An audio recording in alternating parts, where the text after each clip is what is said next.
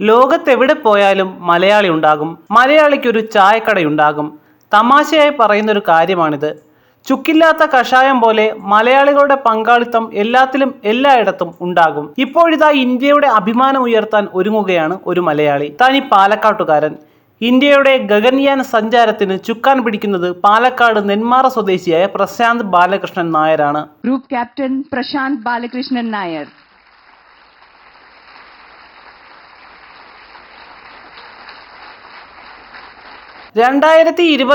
ജനുവരി 2 കലാകൗമുദി ദിനപത്രത്തിൽ ഇക്കാര്യം റിപ്പോർട്ട് ചെയ്തിരുന്നു.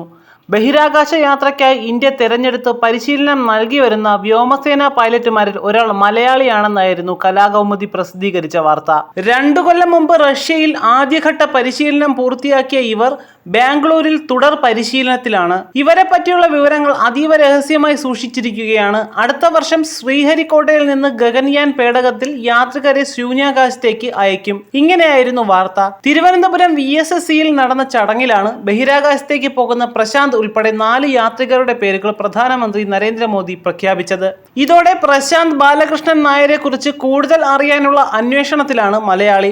സുഖോയ് യുദ്ധവിമാനം പറത്തുന്ന ഫൈറ്റർ പൈലറ്റാണ് ഗ്രൂപ്പ് ക്യാപ്റ്റൻ പ്രശാന്ത് നായർ. നെന്മാറ സ്വദേശി വിളമ്പിൽ ബാലകൃഷ്ണന്റെയും കൂളങ്ങാട്ട് പ്രമീളയുടെയും മകനാണ് പ്രശാന്ത്. പാലക്കാട് അകത്തേത്തറ NSS എഞ്ചിനീയറിംഗ് കോളേജിൽ പഠിച്ചുകൊണ്ടിരിക്കുമ്പോഴാണ് പ്രശാന്ത് നാഷണൽ ഡിഫൻസ് അക്കാഡമിയിൽ ചേരുന്നത്.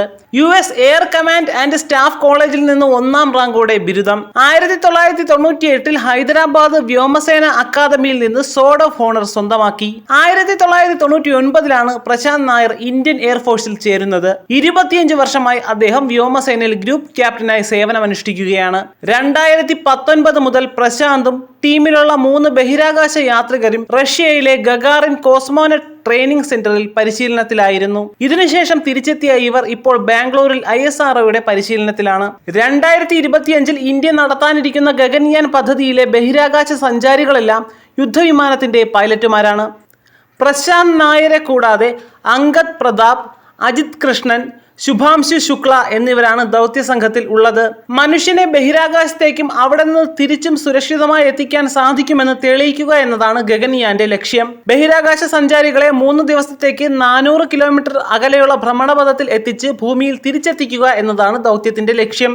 ഇതിനു മുന്നോടിയായി വ്യോമമിത്ര എന്ന യന്ത്രവനിതയെ ബഹിരാകാശത്ത് എത്തിക്കുന്ന പരീക്ഷണ ദൗത്യം GX 2024 ജൂണിൽ നടപ്പാകും. ഇതിനുശേഷം 2 പരീക്ഷണ വിക്ഷേപണങ്ങൾ കൂടി കഴിഞ്ഞതിനു ശേഷമായിരിക്കും ബഹിരാകാശ യാത്രികരുമായുള്ള ദൗത്യം നടപ്പിലാക്കുക.